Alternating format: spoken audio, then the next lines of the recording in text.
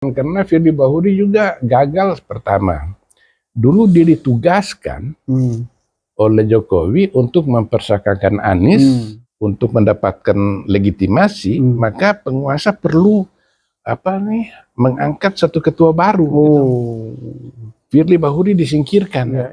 Megawati yang beberapa waktu sebelumnya terlihat seperti macan yang sangat dominan dan meremehkan Jokowi.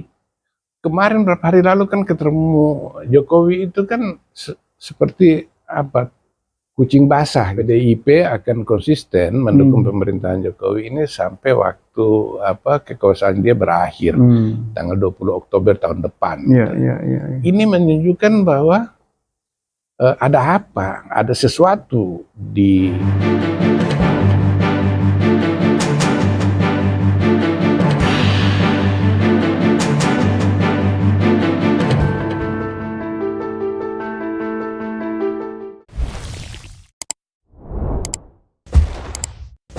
Bismillahirrahmanirrahim. Assalamualaikum warahmatullahi wabarakatuh. Waalaikumsalam warahmatullahi wabarakatuh. Jumpa lagi dengan Habib Smith Hadar, bisik-bisik politik kenegaraan tentang peta terkini, Beb. Iya. Sehat, Beb? Sehat, Masya Allah.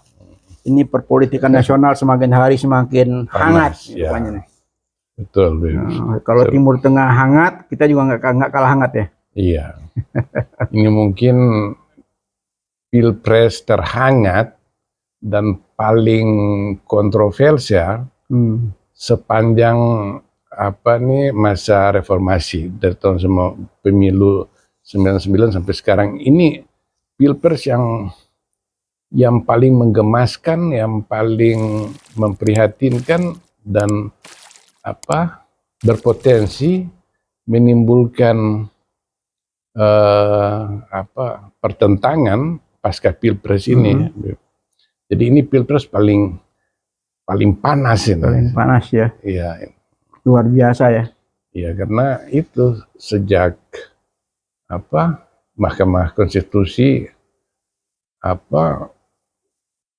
menambahkan klausul yang membolehkan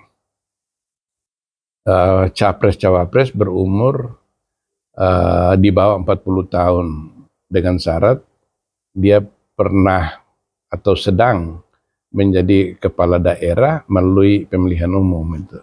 Sehingga ini membuka karpet merah bagi putra Jokowi, Gibran Rakabuming Raka menjadi cawapresnya Prabowo.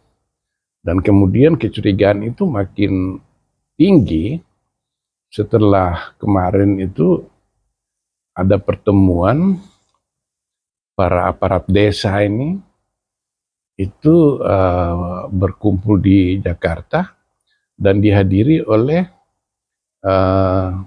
cawapres Gibran Rakabuming Raka itu. Nah, padahal menurut undang-undang pemilu itu aparat desa, kepala desa dan aparatnya itu tidak dibolehkan terlibat dalam kampanye. Mereka itu dilarang ikut serta di dalam cawe-cawe pilpres ini. Artinya keterlibatan mereka dalam mendukung salah satu capres secara terbuka itu nggak boleh. Ya, jadi kalau kita melihat kenyataan ya, jadi apa yang ada di aturan-aturan, ya semuanya dilanggar ya. Iya, betul. Semuanya diabaikan ya. Iya, bagaikan ya silakan aturan seperti apapun juga, tapi realita ya. Iya. Realita yang terjadi ini, apa yang diinginkan oleh penguasa ya itu sah-sah saja ya. Itu yang kita lihat sekarang nih. Bukan, ini masalahnya dia bisa menimbulkan kekacauan pasca pilpres nanti. Karena sekarang ini saja sudah menimbulkan kecurigaan kuat di tengah masyarakat mengenai sikap penguasa yang tidak netral dalam pilpres mendatang itu.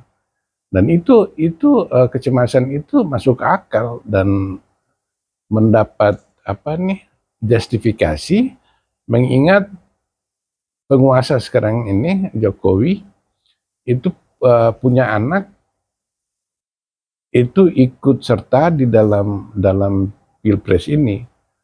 Nah, sementara sebelumnya itu Mahkamah Konstitusi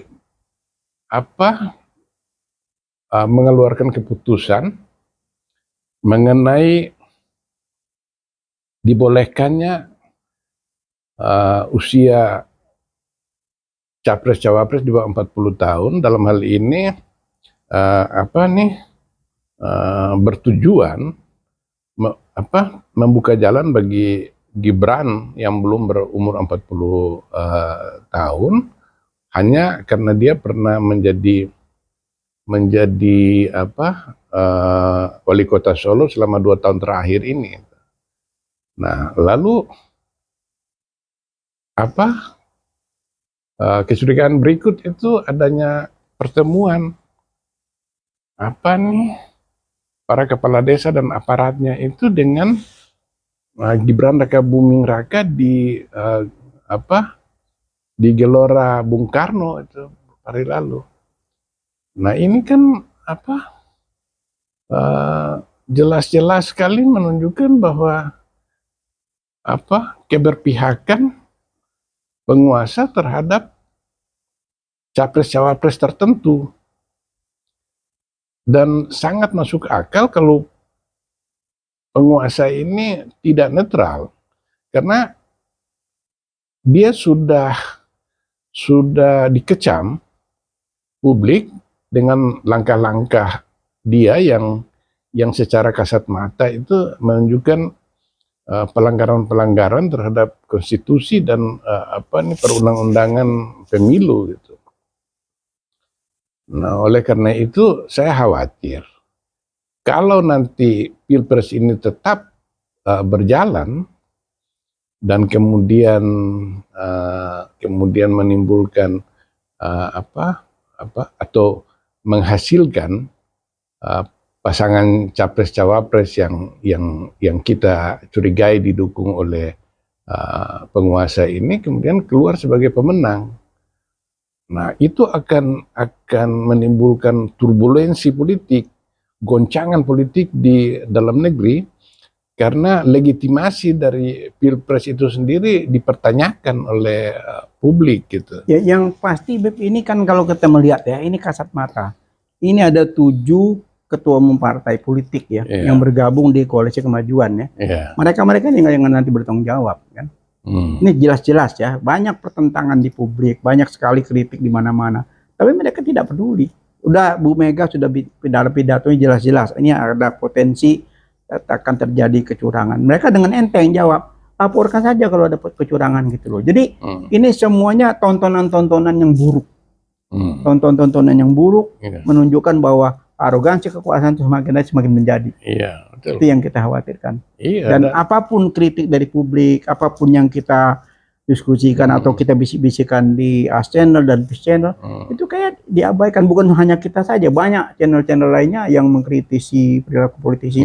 Mereka nggak anggap itu. Mereka tetap aja berpesta pora dengan sukaria, dengan sambil berjoget-joget, seakan-akan dia tidak punya beban apapun gitu loh. Ini kita makin prihatin ya. Iya, prihatin. Nah, jadi saya juga melihat, bangsa ini lagi sakit. Terutama elit-elit politik. Iya, betul. Kalau tadinya sebagian aja kata curiga hanya ketua umum yang menjadi sandra politik, sekarang sudah melebar. Iya. Banyak lagi yang tersandra. Iya. Contoh anggota dewan yang tadinya rame masalah pemakzulan, ada semacam wacana untuk angket, sekarang sudah tenggelam, sudah tidak ada lagi. Kenapa? Ya kita melihat sendiri, belum apa-apa muncul ini sprindik bayangan nih muncul terus nih di mana-mana. Banyak anggota dewan yang terkena kasus. Jadi kita khawatir, Beb, ini memang korupsi berjamaah. Iya. Korupsi berjamaah yang semuanya tersandra gitu loh, sehingga tidak bisa buat apa-apa gitu loh. Begitu mau berbuat udah takut dengan bayangan sendiri, dengan dosa-dosa sendiri gitu loh. Yeah. Nah, dosa berjamaah ini yang susah untuk diatasi. Kira-kira apa, Beb, solusi atau mungkin masukan dari antum sebagai senior ya kepada elit-elit politik ini? Ini kan sudah apa namanya menjadi keprihatinan sosial yang luar biasa ya. Semua sorotan tajam. Apa kira-kira masukan kepada elit-elit atau siapa yang sedang berkuasa sekarang ini?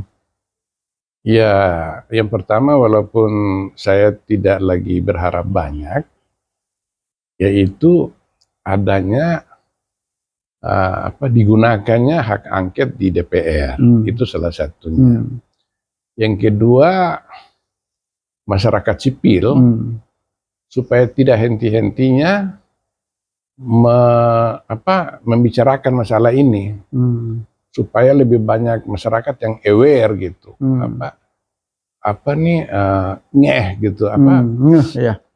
sadar bahwa bangsa ini sedang mempertaruhkan masa depannya dia dengan Pilpres mendatang. Saya juga melihat begini, hari ini saya baca Firly Bahuri, ketua KPK, dijadikan tersangka oleh KPK.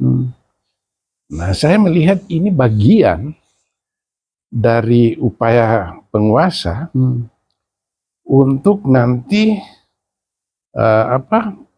berlaku curang dalam Pilpres mendatang. Kenapa ini Firly Bahuri?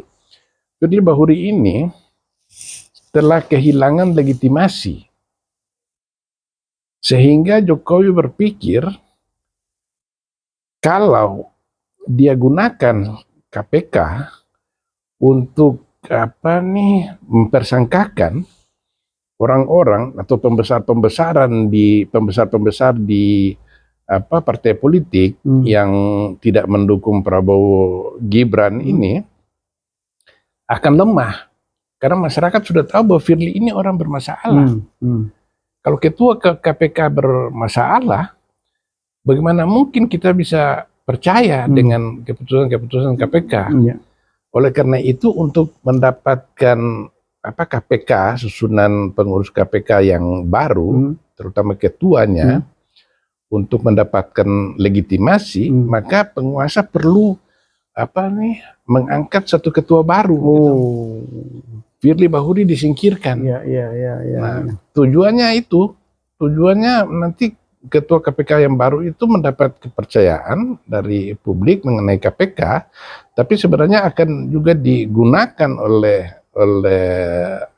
penguasa sekarang ini untuk dalam tanda kutip mengancam pihak-pihak yang dianggap dapat mengganggu kekuasaan Jokowi sekarang ini. Yaitu kita tahu bahwa kasus-kasus yang sudah dibicarakan oleh media secara masif di waktu lalu itu adalah misalnya mengenai masalah korupsi EKTP. Nah, itu di pengadilan itu Nasaruddin bendahara Demokrat itu sudah mengaku di pengadilan, Nasaruddin, bahwa Ganjar Pranowo dan Puan Maharani ikut menikmati korupsi berjamaah EKTP pada waktu itu. Dia menerima sekitar 520.000. Nah, dengan diangkatnya seorang ketua KPK yang baru yang diharapkan mendapat approval dari publik, maka diharapkan ancamannya KPK terhadap tokoh-tokoh ini, Hasto Kristianto juga disebut oleh media massa pada waktu itu terlibat dalam kasus Harun Masiku ketika itu. Dia juga menerima gratifikasi. Nah, oleh karena itu kita lihat Megawati yang beberapa waktu sebelumnya terlihat seperti macan yang sangat dominan dan meremehkan Jokowi. Kemarin beberapa hari lalu kan ketemu Jokowi itu kan seperti kucing basah gitu. Jadi kalau kemarin ayam saya udah sekarang kucing basah. Iya, kucing basah. Megawati itu dia menyatakan bahwa wah, apa nih PDIP akan konsisten mendukung pemerintahan Jokowi ini sampai waktu kekuasaan dia berakhir tanggal 20 Oktober tahun depan. Ini menunjukkan bahwa ada ada sesuatu di balik ini gitu. Karena kalau Megawati ngotot menjalankan hak angket di DPR atau misalnya menurunkan pendukungnya untuk melakukan demonstrasi atau unjuk rasa terhadap kekuasaan sekarang ini, maka KPK ini akan digunakan untuk menyeret orang-orang penting di PDIP, Ganjar Pranowo, Puan Maharani, Hasto Kristianto. Itu untuk 3 aja yang kita sebut ini. Ini akan menghancurkan PDIP seluruhnya, dan juga menandatangani kematian Ganjar Pranowo dalam kompetisi elektoral pada 14 Februari tahun depan. Berarti lengsernya, katakan tersangkanya Firly ini ada hidden agenda ya? Oh iya, ini tanda kutip ya? Tanda kutip, iya. Jadi patut kita curigai ya? Patut kita curigai. Bukan suatu keberhasilan yang kita berharap, wah ini satu gebrakan baru ya, bahwa di Kapolri ini kita harus berikan acungan jempol. Ternyata belum tentu juga ya. Oh bukan, di belakang agenda ini penyingkiran ini karena Firly Bahuri ini sudah tidak berguna sekarang ini. Iya, artinya selama ini digunakan tapi sudah mentok ya. Iya. Udah posisi mentok, ya udah mungkin diganti yang lebih hebat gitu. Lebih fresh yang nanti dianggap bisa dipercaya publik gitu, digantikan orang itu. Nah, ini untuk digunakan karena Firly Bahuri juga gagal pertama. Dulu dia ditugaskan oleh Jokowi untuk mempersakakan Anies dalam hajatan Formula E waktu itu. Dan ternyata dia gagal, dia tidak mampu meyakinkan seluruh staf KPK untuk mempersakakan Anies gitu.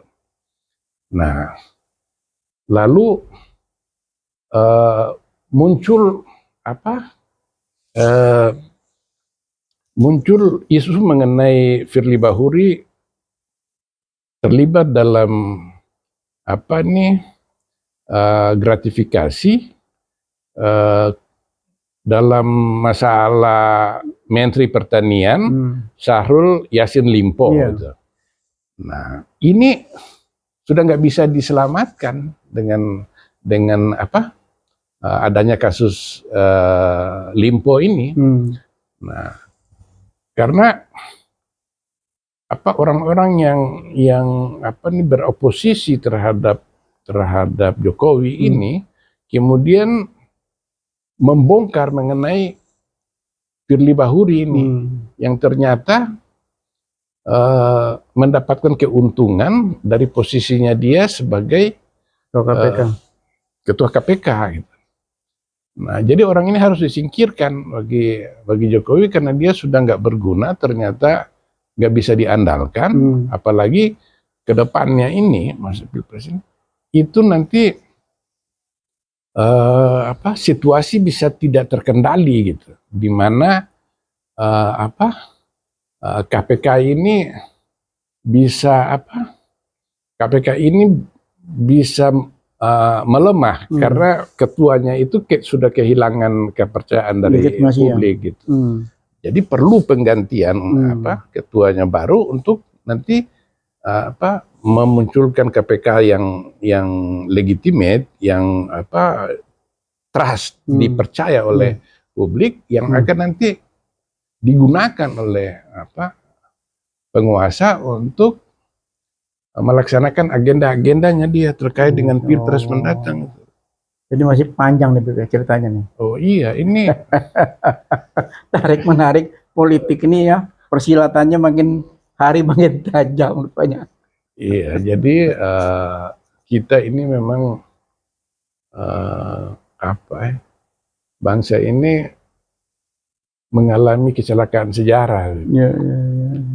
Jadi kalau menurut sejarah yang membawa roh reformasi seharusnya itu tidak memilih Jokowi sebagai presiden. Ya. Karena dia tidak dikenal sebagai orang yang berjuang untuk menjatuhkan Orde Baru pada waktu itu. Ya. Nah, publik Indonesia termasuk kaum intelektual dalam jumlah besar itu terkecoh oleh penampilan Jokowi waktu itu, kesederhanaan. Nah, dia dianggap sebagai orang pertama capres dari kalangan rakyat biasa. Sebelumnya mulai dari Soekarno sampai SBY itu elit politik semua. Ya, jadi kalau kita melihat ini memang kalau kita lihat ini kan kesalahan daripada proses yang kita lihat di DPR ya. Saat itu kan rezim yang berkuasa ya masih berkehendak threshold setinggi-tingginya sehingga pada saat itu yang lagi berjaya itu kan bisa bertahan gitu loh. Sehingga kan mempersulit untuk calon-calon lainnya kan. Sehingga pada saat proses pilpres ya tidak ada calon lain kecuali keterpaksaan ya. Dipaksa dengan threshold 20% kan. Nah, ujung-ujungnya kan sampai detik ini kan jadi timbul masalah besar kan. Menutup kemungkinan orang banyak untuk sebagai kandidat hingga tertutup semua kan peluang itu kan. Sehingga sampai hari ini gonjang-ganjing politik itu nggak selesai-selesai kan. Gara-gara threshold itu tadi kan. Nah, kembali lagi ke tadi tujuannya itu untuk menyulitkan partai-partai lainnya supaya bisa bersaing, akhirnya bumerang kan bagi partai-partai sendiri kan, sehingga menjadi mereka yang tersandra sendiri kan. Betul. Nah, ujung-ujungnya mau nggak mau ya akhirnya ya ini terjadi sekarang seperti sekarang ini. Terjadi sekarang ini. Dan juga kita perlu ingat bahwa sebenarnya PLT kepala daerah di seluruh Indonesia itu jumlahnya ratusan. Udah 271 kalau nggak salah. Itu diangkat oleh Tito Karnavian itu kan. Nah, jadi ini sebenarnya didesain ini untuk Pilpres 2024 itu. Karena bagaimana mungkin suatu negara demokrasi membiarkan kepala daerah itu diganti kepala daerah yang dipilih oleh rakyat, kemudian digantikan oleh PLT penjabat gubernur yang diangkat oleh Kementerian Dalam Negeri, itu yang merupakan bagian dari penguasa itu sendiri. Nah, ini secara undang-undang itu bertentangan dengan undang-undang karena menurut undang-undang kita, kepala daerah itu harus orang yang dipilih oleh rakyat. Kalau misalnya dia berkuasa hanya sekitar satu hari atau 1 minggu atau 1 bulan, mungkin masih bisa diterima. Tapi ketika PLT itu dia berkuasa sampai 2,5 tahun, ada yang begitu. Ini kan satu pelanggaran terhadap negara demokrasi. Bagaimana mungkin orang bisa tidak dipilih rakyat kok bisa berkuasa bertahun-tahun di dalam pemerintahan itu. Jadi kalau kita kembali lagi ke jadi tersangkanya Firly sekarang ini, berarti masih ada tanda tanya besar lagi ke belakangnya. Tanda tanya besar, dan saya yakin itu bagian dari agenda penguasa untuk mengancam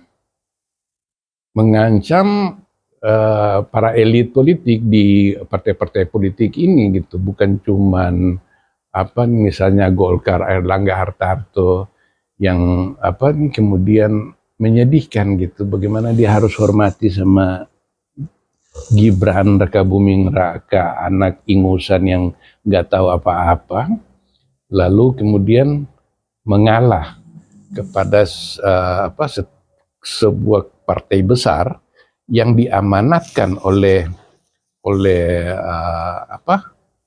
Rakernas Partai ya, yang mewajibkan Airlangga menjadi capres dalam pada Pilpres mendatang gitu. Nah, dia bukan cuman tidak menjadi capres, cawapres pun tidak ada. Dia memberi jalan kepada anak ini, anak yang nggak tahu apa-apa, yang sekarang ijazahnya dia itu dipertanyakan sekarang secara luas. Karena mereka mulai menemukan bukti-bukti bahwa ternyata Gibran itu setelah tamat SMP di Solo, dia disekolahkan di Singapura untuk tingkat SMA. Dari sana kemudian dia ke Australia. Itu dia masuk di semacam kursus gitu. Itu selama 8 bulan sampai 1 tahun itu untuk persiapan dia masuk ke universitas. Nah, sekarang ini Dr. Tifa itu dan beberapa tokoh lain sudah memperlihatkan bahwa Gibran ini dia cuma ikut kursus, dia bukan sarjana S1. Jadi semacam D1 dia itu. Kalau kursus itu diterima sebagai orang yang bergelar, maka dia punya gelar itu cuma D1. Karena dia cuma tamatan SMA sebenarnya, lalu ikut kursus di Australia itu. Nah, ini kalau benar itu akan pelanggaran lagi, satu pelanggaran terhadap konstitusi lagi gitu, di mana capres atau cawapres disyaratkan memiliki gelar paling tidak S1, minimal S1. Nah, Gibran sejauh ini kalau dia kepingin menjernihkan masalah ini, klarifikasi, dia harus bawa ijazahnya dari Australia itu, tunjukin kepada. Sudah ditunjukkan. Bukan, yang dia tunjukin itu adalah pengakuan dari Kementerian Pendidikan dan Kebudayaan mengenai disamakannya sertifikat yang diperoleh Gibran di Universitas di Sydney itu, Australia itu, disamakan dengan tamatan SMK di Indonesia. Bukan sarjana S1.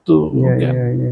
Jadi jelas SMK ya? SMK dia. Kalau menurut video-video yang beredar itu, kalau memang Gibran itu S1, tadinya kan dibilang dia S1 di Singapura, lalu S2 di Australia. Pada kenyataannya menurut Dr. Tifa itu dia hanya ikut kursus di Australia itu. Jadi kalaupun mau diberi gelar, dia itu paling-paling gelar D1 gitu. Nah, ini kan merusak. Kalau nggak benar tuduhan itu, sebenarnya dia bisa melaporkan ke polisi gitu atas pencemaran nama baik gitu. Atau paling tidak untuk menenangkan masyarakat ini, dia harus bawa ijazah dari Australia itu dengan jelas gitu, supaya permasalahan ini clear gitu. Tapi buktinya kan enggak. Jadi makin kredit ya. Makin keruh ini. Ini jadi tadi saya bilang itu kecelakaan sejarah. Kecelakaan sejarah karena roh informasi itu, roh reformasi itu kemudian lenyap, hilang itu ketika Jokowi terpilih pada Pilpres 2014. Padahal waktu itu dia sangat diharapkan gitu, membawa suatu atmosfer baru dalam perpolitikan nasional, di mana calon dari kalangan rakyat itu bisa terpilih menjadi presiden gitu. Tapi kemudian yang muncul ini ternyata orang yang lebih rakus dari Presiden Soeharto. Jadi kalau kita kembali lagi ke koalisi maju, Indonesia Maju, yang mendukung ini, mereka lah yang bertanggung jawab ya. Iya, mereka ini bertanggung jawab secara politik ya. Karena ini kan jelas ya, makin hari bukan semakin clear masalahnya, semakin crowded ya. Satu sisi masalah putusan MK juga masih bergulir ya tentang lolosnya itu. Di sisi lain lagi tentang ijazah muncul lagi. Tapi kita melihat sendiri ketujuh partai ini, seperti yang Antum bilang tadi, di situ ada Partai Golkar yang selama ini partai kedua atau ketiga terbesar di DPR. Kedua. Nah, kedua ini ujian buat mereka ya. Mereka apakah masih punya kemauan politik ya? Ini kembali ke mereka ya. Ini waktu masih ada ya. Waktu masih ada.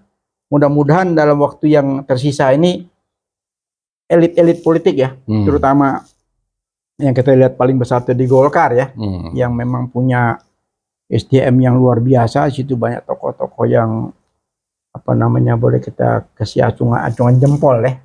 Begitu terpuruknya Golkar di saat reformasi kemarin, tapi mereka bisa eksis ya, bisa bangkit dengan munculnya Akbar Tanjung ya, menyelamatkan partai dengan segala caranya, sudah berkibar kembali. Apakah mereka akan redupkan kembali ini masalah ini? Ya itu kan nanti kembali ke mereka ya. Nah, kalau mereka masih ini mumpung masih ada waktu ya. Masih ada waktu, masih ada beberapa ya waktu walaupun pendek ya, masih ada waktu kalau dia mau bikin kejutan-kejutan politik ya. Kejutan-kejutan politik, karena sudah kalau Antum bilang seperti mandi udah kadung basah, ini masih bisa berjemur nih. Beb, masih bisa berjemur lagi supaya bisa dikeringkan lagi nih kalau yang tadi udah basah ya. Kenapa? Proses masih jalan, belum terjadi. Nah, desakan dari mana-mana sudah muncul, protes dari mana-mana muncul. Eksistensi partai besar sebesar Golkar pun dipertanyakan. Sampai bahkan ada di medsos sekarang lagi rame itu 7 ketua umum partai itu menjadi olo-oloan ya. Menjadi olo-oloan di medsos itu. Semacam ya tanda kutip ya kedunguan mereka ya terhadap negeri ini gitu. Nah, kalau ini masih tetap berproses terus-terusan tanpa mereka sadari, ya tunggu aja bangsa ini, kehancuran bangsa ini. Cuma sekarang ini semua sudah saling mengunci gitu, sudah tersandra keseluruhan gitu. Misalnya gini, pasangan Anies dan Muhaimin Iskandar itu menginginkan agar Pilpres berjalan. Tapi di lain pihak, mereka yakin bahwa Pilpres itu tidak akan jujur. Makanya untuk pertama kalinya saya kaget kemarin melihat itu Anies secara emosional bicara mengenai perlunya netralitas dari penguasa dalam menjalankan Pilpres mendatang. Nah, Anies biasanya sangat dingin dalam merespon setiap isu yang muncul ini dengan tenang gitu. Tapi kemarin dia terlihat sangat emosional dalam mengungkapkan kekhawatiran mengenai ketidaknetralan penguasa dalam soal ini. Nah, jadi satu pihak mereka ingin supaya Pilpres berlangsung, namun di pihak lain mereka merasa bahwa Pilpres ini tidak akan berujung kepada kemenangan mereka atau Pilpres ini tidak akan netral gitu. Jadi tersandra mereka ini. Kemudian kelompoknya Koalisi Indonesia Maju yang terdiri dari PAN, Golkar, Gerindra, lalu apalagi Demokrat dan partai-partai non parlemen itu Garuda, Gelora. Mereka ini mengetahui bahwa segala hiruk pikuk dan ini semua ini memang diciptakan oleh penguasa. Tapi mereka nggak bisa, sejak awal mereka nggak bisa mundur dari posisi mereka sekarang ini. Karena mereka ini ketua-ketua partai ini bermasalah. Bermasalah. Yang dengan mudah itu diseret ke pengadilan oleh Jokowi. Lalu orang berharap PDIP gitu dengan P3 gitu yang paling terpukul dengan cawe-cawenya Jokowi dalam hal ini, Sehingga menurut hasil dari survei-survei belakangan ini, melihat bahwa suara atau elektabilitas dari Ganjar Pranowo dan Mahfud MD ini turun drastis gitu. Nah, kalau dari IPO itu lembaga survei itu yang kemarin paling kekinian dirilis itu Anies dan Muhaimin sudah berada di peringkat 2, tidak terlalu jauh dengan Prabowo. Sementara Ganjar sudah jatuh ke 3. Nah, orang berharap bahwa PDIP ini akan lead gitu, memimpin upaya-upaya untuk bagaimana menggoyang penguasa atau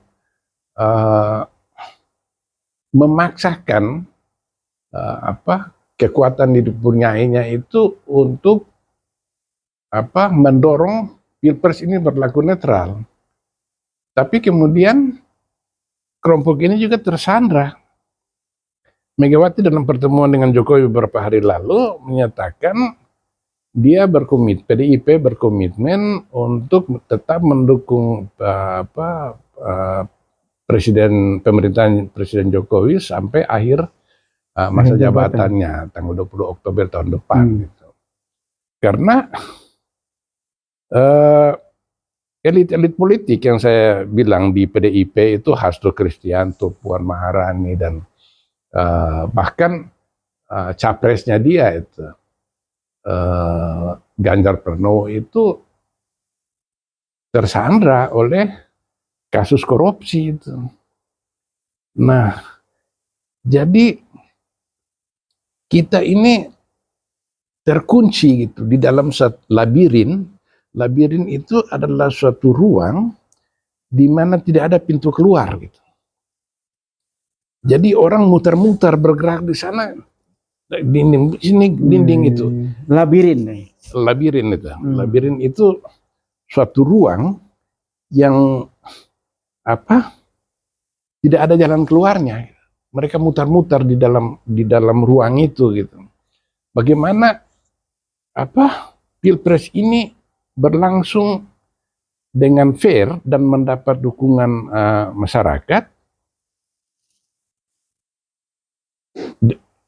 yang kemudian menghasilkan pemerintahan yang sah, pemerintahan yang legitimate diakui oleh, hanya dengan itulah bangsa ini bisa maju gitu. Siapapun yang berkuasa nanti. Nah, tapi kalau melihat situasi yang saya gambarkan tadi, ya Pilpres ini akan berlangsung. Tetapi saya pribadi berani menyatakan bahwa Pilpres ini tidak akan berlangsung fair gitu. Karena semua pihak itu yang terlibat dalam labirin itu tidak tahu jalan keluarnya. Gitu. Semua tersandra di dalam itu, putar-putar. Nah, Jokowi itu tidak mungkin dia bisa berani menghadapi Mak Banteng itu, Ibu Mega itu, kalau dia nggak punya senjata yang cukup. Tidak mungkin. Mega itu biasanya kan bahkan pada masa Orde Baru pun Megawati bisa memperlihatkan sikap penentangannya dia terhadap Orde Baru gitu. Dia melawan karena dia nggak ada beban. Nah, bagaimana mungkin kalau Soeharto dia bisa menantang, bagaimana mungkin Jokowi kader PDIP atau petugas partai yang mengambil langkah-langkah yang merugikan PDIP ke depan itu tidak bisa dia apa-apain. Jadi kalau dia yang melakukan sama juga bunuh diri ya? Iya. Nah ini bagaimana caranya kita mau mengatasi masalah ini? Jadi semakin crowded ya. Iya. Jadi kita mungkin masih ada harapan. Iya, jadi masih ada semacam solusi terbaik ya. Sedikit cahaya di ujung lorong itu, saya itu bergeraknya rakyat sipil, masyarakat sipil yang membentuk kelompok-kelompok pengawas pemilu di seluruh Indonesia gitu. Nah, mungkin akan muncul lagi gitu, karena tidak ada pilihan lain. Hanya bagaimana memaksimalkan sumber daya dari masyarakat sipil dan partai-partai yang akan ikut Pilpres ini untuk mengoptimalkan pengawasan mereka terhadap Pilpres yang akan berlangsung ke depan ini, meskipun di atas kertas rasa-rasanya ya saya harus pesimistik bahwa dengan penjagaan yang seketat apapun itu penguasa itu akan mudah meloloskan agendanya itu, karena semua struktur kekuasaan dari atas sampai ke bawah itu sekarang ini dia monopolis semua. Jadi kalau kita kembali lagi kepada kedaulatan rakyat, ini saatnya ya. Iya. Jadi kesadaran rakyat itu yang kita harapkan ya. Betul. Jadi tanpa kesadaran dan keikutsertaan rakyat di bawah ya. Walaupun misalnya Jokowi itu kita kurang percaya lagi, karena Jokowi itu biasanya kalau dia bilang kiri berarti dia akan belok kanan. Ya. Nah, tapi setidak-tidaknya dia berani keluar, lalu di publik dia menyatakan bahwa saya perintahkan kepada seluruh aparat hukum untuk berlaku netral, dan saya meminta kepada KPU untuk berlaku jujur, fair dalam melaksanakan Pilpres. Saya berjanji dengan sungguh-sungguh bahwa saya tidak akan cawe-cawe dalam Pilpres mendatang. Bila perlu untuk lebih meyakinkan lagi, dia membolehkan ada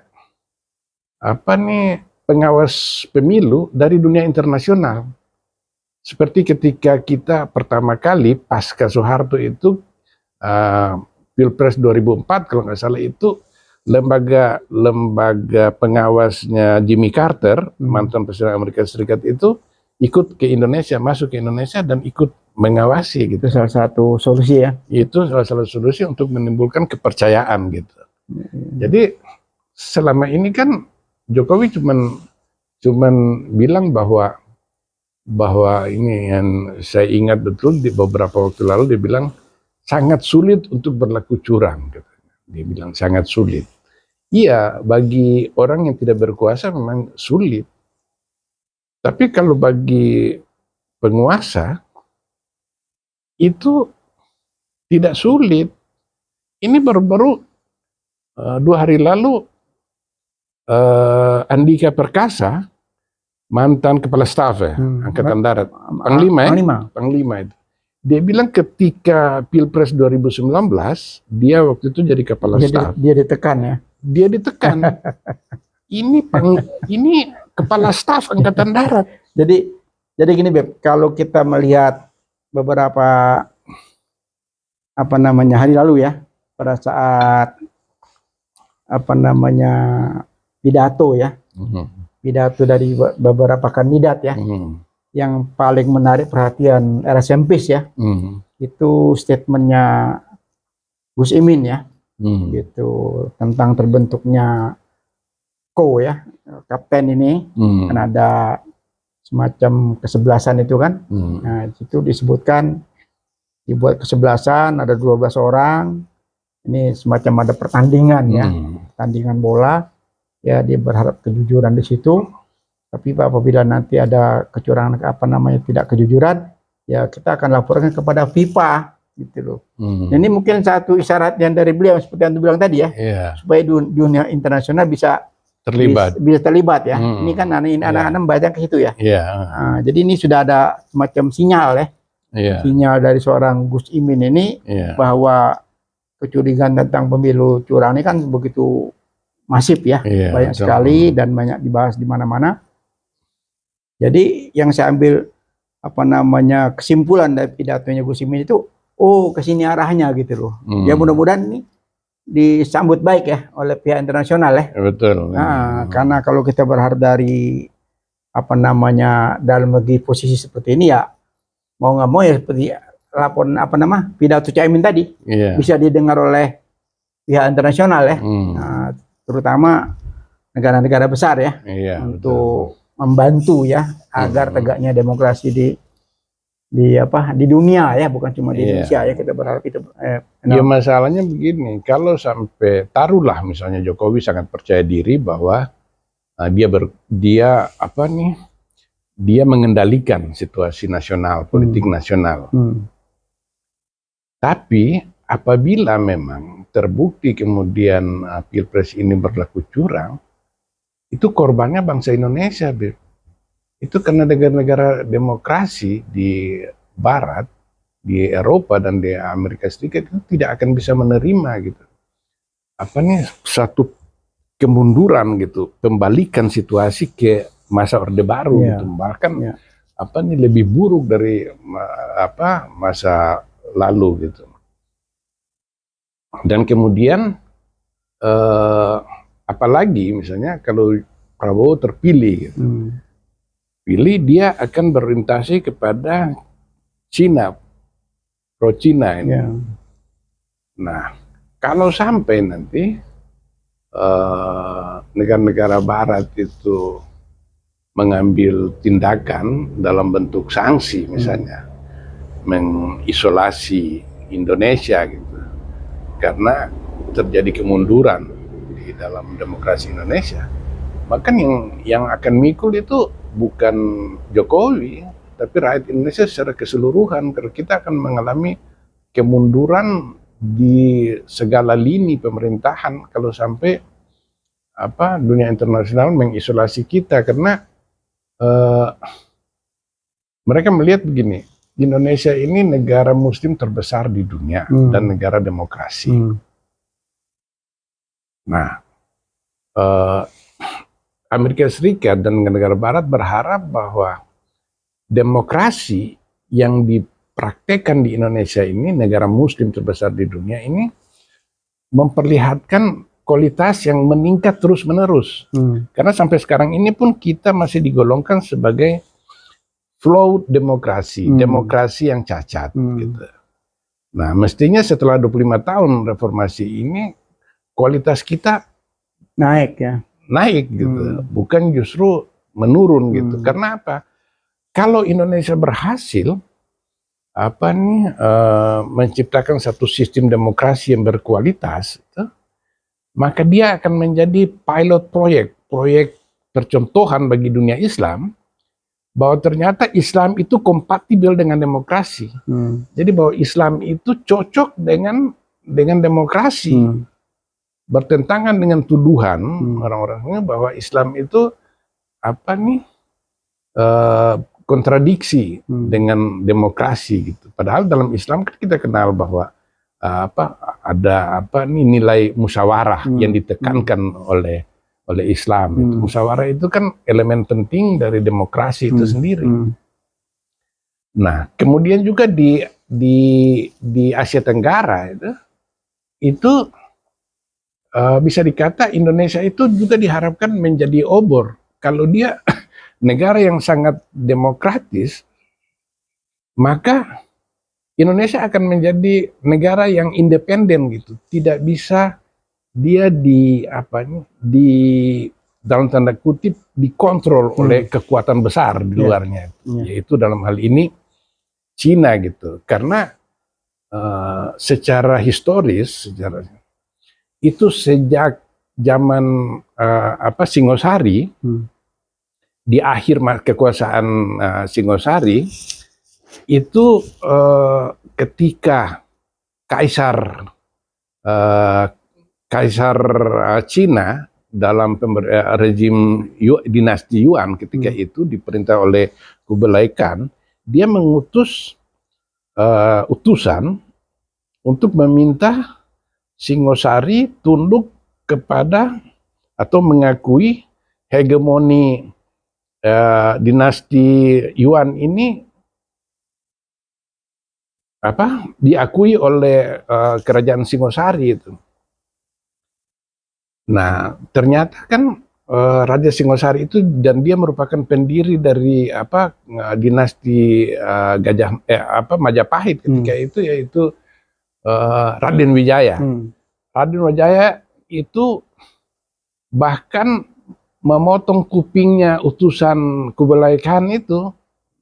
Dia tersinggung, dia marah, betul kok. Kita mau didikte, diminta supaya tunduk kepada kekaisaran Yuan di Cina pada waktu itu. Dan di dalam sejarah Indonesia kemudian itu sentimen anti Cina itu tidak bisa begitu saja hilang dari masyarakat Indonesia.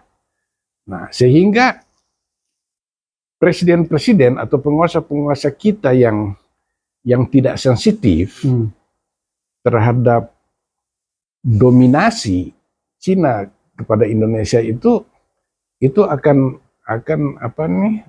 berbuah malapetaka gitu, akan akan menghasilkan pemberontakan yang cukup besar. Nah, pemerintah Jokowi ini sekarang sudah berapa tahun terakhir ini kan mengabaikan suara-suara dari masyarakat Indonesia mengenai perusahaan-perusahaan Cina yang beroperasi di Indonesia, yang kemudian dianggap sebagai perusahaan-perusahaan yang merugikan bangsa Indonesia karena dia menyerap tenaga kerja yang sedikit, sementara buruh dari Cina ditangkap secara besar-besaran.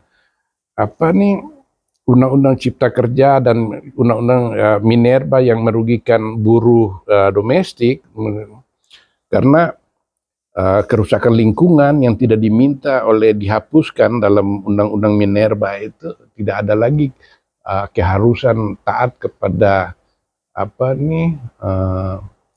lingkungan yang berkelanjutan. Nah,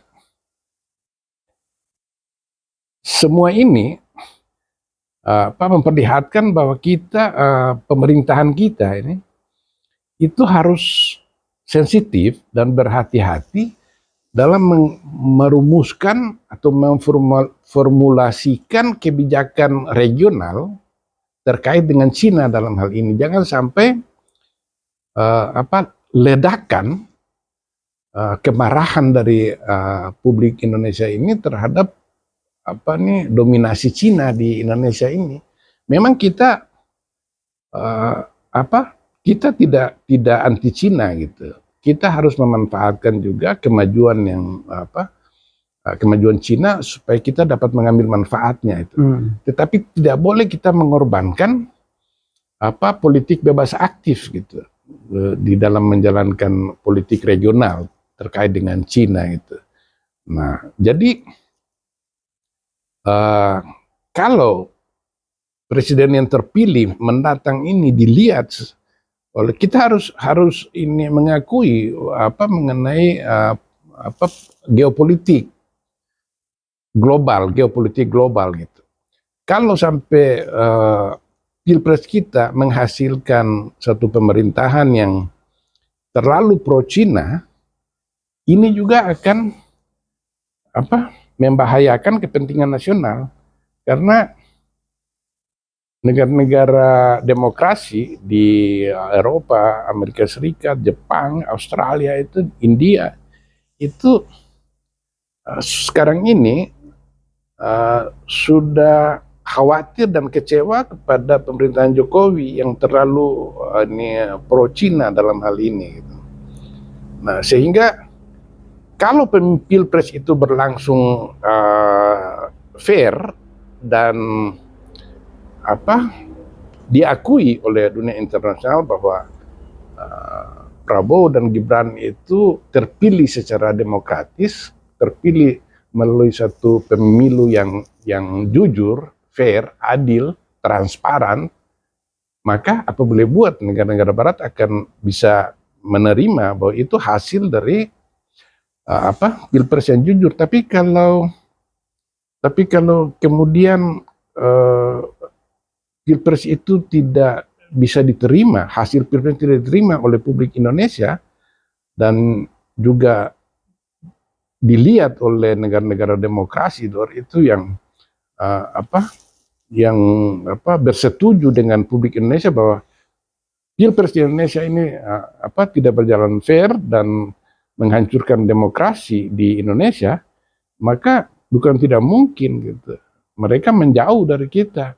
Nah, ini akan memukul ekonomi nasional dan cita-cita kita untuk menjadi negara maju di tahun 2045 ketika kita merayakan 1 abad kemerdekaan Republik Indonesia itu menjadi satu dari sekitar masuk 5 besar negara paling maju di dunia itu tidak kesampaian, bahkan bisa terjadi kemunduran besar-besaran. Jadi kalau kita kembali lagi kepada hajat pilpres ini yang penuh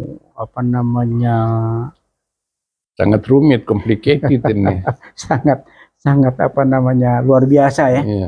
Luar biasa ya, kembali lagi kepada rakyat ya. Semoga rakyat mendengar ya.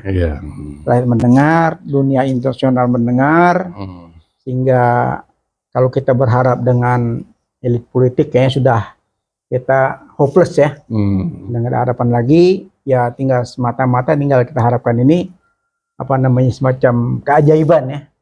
Keajaiban bangkitnya rakyat ini untuk bangkit melawan kedoliman, sehingga semuanya berbondong-bondong memperhatikan seperti yang tu bilang tadi, mengawasi bagaimana jalannya pilpres ini, jalan pemilihan ini, ya tadi kembali lagi kepada rakyat ya.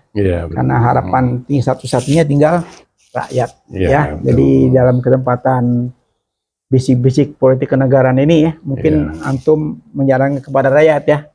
Saatnya rakyat harus melek ya. Melek, peduli ya. Nah, jangan biarkan kesewenangan, jangan biarkan kedoliman, jangan biarkan ketidakadilan ini terus merajalela ya. Jadi harus kita bangkit dan bangkit, gitu ya. Dan saya menghimbau kepada mahasiswa bahwa gerakan mereka tahun 98 untuk menghasilkan suatu Indonesia yang demokratis, adil, makmur, berjaya di dunia internasional, sekarang ini sedang menghadapi cobaan besar gitu. Kalau sakit itu DBD ya, lagi demam berdarah nih. Nah, perlu diinfus ya. Dan untuk itu, karena mahasiswa ini adalah satu agen perubahan yang dimana mereka tidak mempunyai kepentingan pribadi dibandingkan dengan elit-elit politik kita yang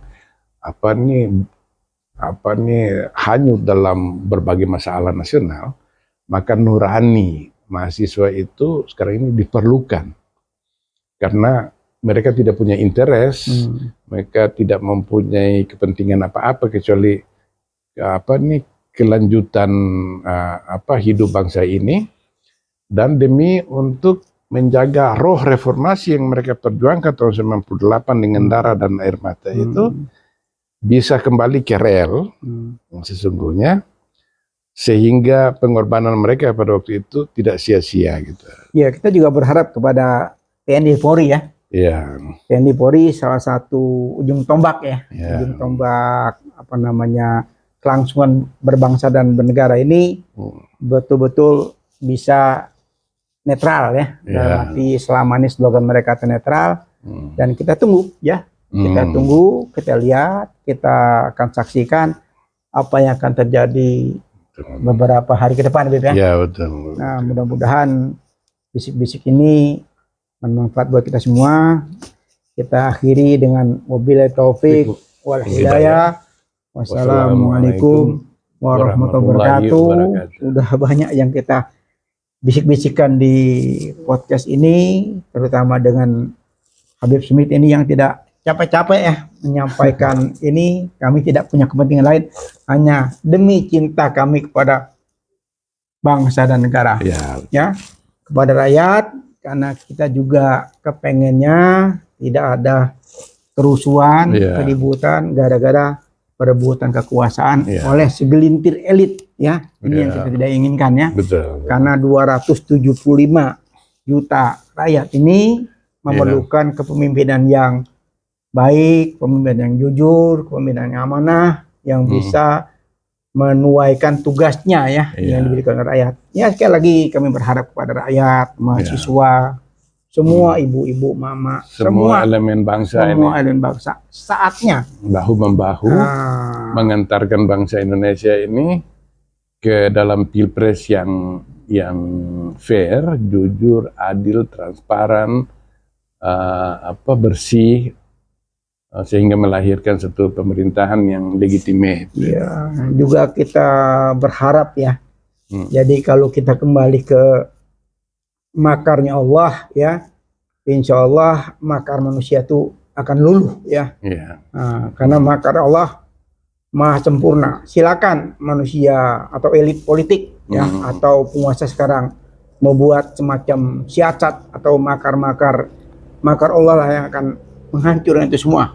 Ya, sehingga kekhawatiran sebaik-baiknya makar manusia itu lebih besar makar Allah. Masya Allah. Wa makaru wa makarullah wallahu khairul makirin. Jadi itu poin kita. Jangan lupa doa dan doa, ya. Insya Allah dengan semangat doa dan doa, kebenaran akan terwujud di momen kita. Insya Allah. Wabillahi taufik wal hidayah. Wassalamualaikum warahmatullahi wabarakatuh. Insya Allah 2024 kita mendapat pemimpin yang baik, amanah dan benar. Insya Allah. Mohon doanya semua.